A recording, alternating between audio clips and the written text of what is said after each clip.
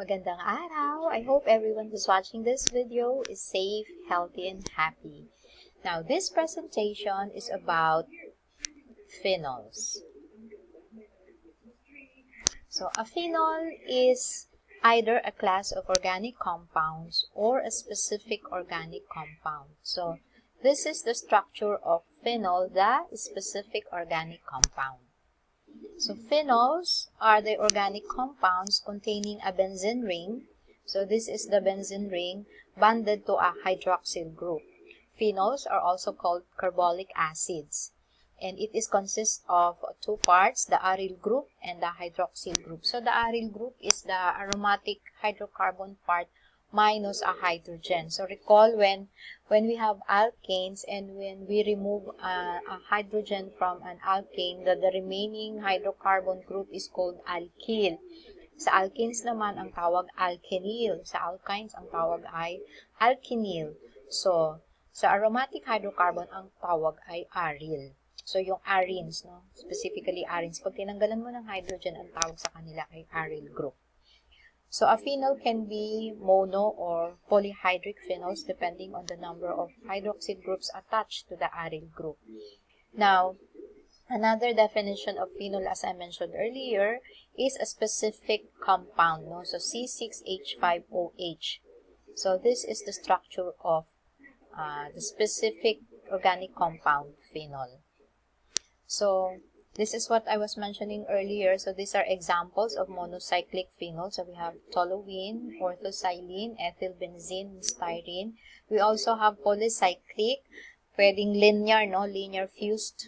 Yung dikit-dikit sila like naphthalene, anthracene, and naphthacene. And we also have those which are not linearly fused like biphenyl, diphenyl, methan, and stilbene. Now, before we proceed to nomenclature of phenols, let us have some recollection on hydrocarbons. No? So, recall that aliphatic hydrocarbons are the chains of carbons which are open-chained, no, which are not arranged in rings like this one. So, we have 1, 2, 3, 4, 5. No? So, we have 2-methyl pentane, and then we have alicyclic,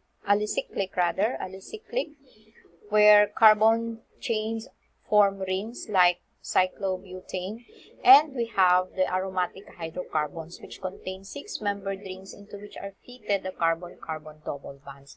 And we call aromatic hydrocarbons arenes. No? Yun yung pag tinanggalan mo ng hydrogen, ang tawag ay aryl. No? So, aromatic hydrocarbons or arenes are so called because of their fragrant properties. No? So, yung amoy ospital, phenolic compounds kasi yun. They are unsaturated hydrocarbon ring structures that exhibit special properties, including unusual stability due to their aromaticity. Aromaticity is enhanced stability because of the localized electrons. And arenes are often represented as resonance structures containing single and double bonds called Kekule structures. So, how do we name phenols? Okay, so the rules are also based from the IUPAC. So, we locate the position of the hydroxyl group attached to the benzene ring, and the carbon is always carbon number 1. So, this is the structure of phenol. So, all of this, no, is called phenol. So, this is carbon number 1 and this is carbon number 2, and therefore this is 2-chlorophenol. This is 2,3,4. This is 2,4-dichlorophenol. And this is 2,4,6-trichlorophenol. We have the nitro group. So, this is 2-nitrophenol. And this is 4-nitrophenol. Now, instead of using 1, 2, 3, 4 locants, we can use the ortho, meta, para positional markers. No? Say this is the hydroxyl group. So, we have 1, 2 position, 1, 2. So, we can use ortho. If we have 1, 3, we can use meta. And if we have 1, 4, we can use para. So, we have here, for example, instead of saying 2-chloro, so we can say orthochlorophenol. Instead of saying 3-chlorophenol, we can say meta or M-chlorophenol. And instead of saying 4-chlorophenol, we can say para-chlorophenol or P-chlorophenol. We also have another example. So, this is the methyl group. So this is 2-methylphenol or orthomethylphenol. And phenol is also called benzenol. So we can also call this as 2-methylbenzenol or orthomethylbenzenol. Now this is commonly called cresol. So this whole structure is called cresol. So we have the phenol plus the methyl substituent. So this is 3-methylphenol or meta-methylphenol or meta-methylbenzenol or 3-methylbenzenol, commonly called M-cresol or metacresol. We also have this as 4-methylphenol or 4-methylbenzenol or para-methylphenol or para-methylbenzenol, commonly called as paracresol. So we have this, so we count 1, 2, 3, 4, so we have 2,4-dibromophenol. Now these are the common names of monosubstituted aromatic compounds. So we have benzonitrile, phenol, toluene, benzoic acid, benzaldehyde, acetophenone, styrene, anisole, aniline, benzene, sulfonic acid, orthoxylene, and mesethylene.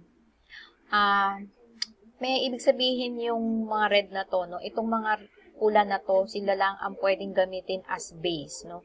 So, kunwari, lalagyan natin to ng methyl, no? So, dito. So, it's orthomethylphenol. Pero, pag nilagyan mo to ng hydroxy, for example, hindi tinatanggap sa IUPAC, pero sa convention pwede. Hindi mo pwedeng sabihin ortho-hydroxytoluene kasi nga yung toluene cannot be used as a base. Only these three. Again, that is according to IUPAC. Pero kung convention, pwede naman gamitin. So, what if we have 3 or more substituents? So, we start numbering from a special name, if there are any, like phenol, toluene, aniline. If we do not have any special name, we just number them to get the smallest set of numbers and list them alphabetically. So, notice that benzene ring plus CH3 is commonly called toluene. So, we can use toluene as the special name. And we have the substituent nitro and chloro. So, we list them alphabetically. So, we start with chloro. So, we have it at carbon number 4. So, this is 4-chloro-2-nitrotoluene. So, take note of the hyphen in between numbers and letters. So, we have 2,4,6-tribromophenol. This one has no special name, so we shall use benzene as the parent. So, we have the nitro group, bromine, and ethyl. So, we number them so that we get the smallest set of numbers. So, ethyl is number 1, bromo is number 2. However, we name first bromo. So, this is 2-bromo, 1-ethyl, 4-nitrobenzene. So, if we start numbering here, so, 1, 2, 3, 4, magkakaroon ka ng 6 eh. Ganun din pag umikot ka sa kabila. So, mas mataas yung set of numbers. So, ito yung pinakatamang combination. 1-ethyl, 2-bromo, 4-nitro. But we name this as 2-bromo, 1-ethyl, 4-nitrobenzene. Now, how do we name using benzene as the parent? Okay, so we just name the substituent and add the word benzene. So notice that this is the ethyl group. So we call this ethyl benzene. This is the tertiary butyl group. So we name this as tert-butyl benzene. And this is chloro. So we call this chlorobenzene. So take note, these are all one words. Now, as I mentioned earlier, there are many monosubstituted benzenes which have common names, no? Like toluene, which is actually methylbenzene. So, phenol is actually hydroxybenzene. And aniline is actually aminobenzene. Pero pag sinabing aniline, dapat alam mo na yung itsura, benzene plus NH2. Phenol, benzene plus OH. Now, kahit saan ilagay, no, equivalent yan. Kahit saang carbon.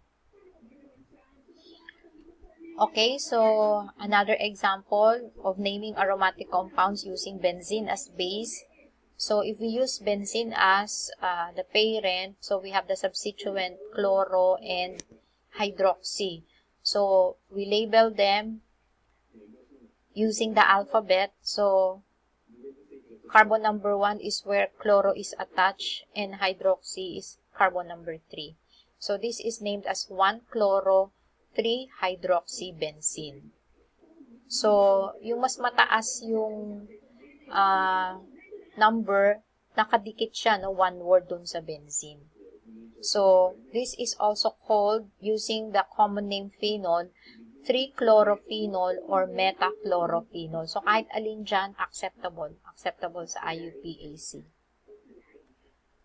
Now, what about if there are two substituents? As I mentioned earlier, we can use the ortho, meta, para positional markers, such that if we have a 1,2,1,2-dichlorobenzene, we can also call this as ortho-dichlorobenzene.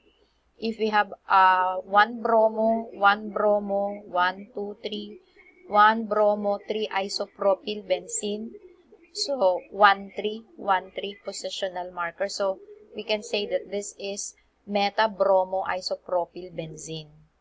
This one is 1,4, 1-bromo, 4-iodo. Again, B comes first before I.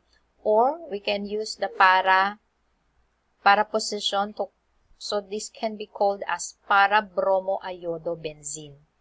This one is 1-chloro, 2-nitrobenzene because chloro comes first before nitro. Now, if substituent has greater than 6 carbons, kasi yung benzene ay 6 carbons, no? Pagka meron siyang kasama na more than 6 carbons, yun yung nagiging parent. And the benzene group is now called the phenyl group. So, yun yung aryl name niya. Pag tinanggalan mo ng isang hydrogen si benzene, ang tawag na sa kanya ay phenyl. Okay, so this one, no? So, tinanggalan niya ng isang hydrogen. So, pwede na siyang makibond. Pagka naman methyl benzene, at tinanggalan mo ng isang H, ang tawag doon, benzene. So, medyo confusing. Benzene rin, pag tinanggalan mo ng isa, phenyl ang tawag. Yung methyl benzene, pag tinanggalan mo ng isang hydrogen, benzyl ang tawag. So, this one, we have 1, 2, 3, 4, 5, 6, 7. So, heptane. And we have a substituent at carbon number 2, which is the phenyl group. So, this is called 2-phenylheptane. So, this one, we have octane, and we have the phenyl group again at carbon number 2. So, this is 2-phenyloctane. So, ito yung kaibahan ng benzyl group sa phenyl group. So, this is phenyl chloride. So, aryl halide, no? Aryl halide. So, this is phenyl chloride, and this is benzyl chloride. Now, take note that this is ethanol, no? So, ito yung CH2, ito yung CH3, and then we have an OH. So, yung OH, mas priority kaysa sa arene. So, ito yung carbon number 1, no? So, CH2, CH3, OH. This is carbon number 1, and the phenyl is attached as a substituent to carbon number 1. So, we call this as 1-phenyl ethanol. So, benzyl alcohol, so ito kasi yung CH2, diba? Benzyl group yon. If you notice, this is methanol, no? CH3OH. Tinanggalan ng isang H. So, pwede rin siyang tawaging, phenyl methanol, diba? Phenyl methanol is also benzyl alcohol. Alright, so, that's it. I hope you are able to have knowledge of naming phenols. Phenols, by the way, are used as antiseptics and as disinfectants. Antiseptics are substances which kill microorganisms on living tissue. So, pag ginamit natin yung alcohol, antiseptic yun. Pag pinampunas natin yung alcohol sa doorknob, disinfectant siya kasi inanimate yun. Okay? So, thank you, and please remember that your greatest responsibility is to love yourself and to know that you are enough. Stay safe and stay healthy. I'll see you when I see you. Bye for now.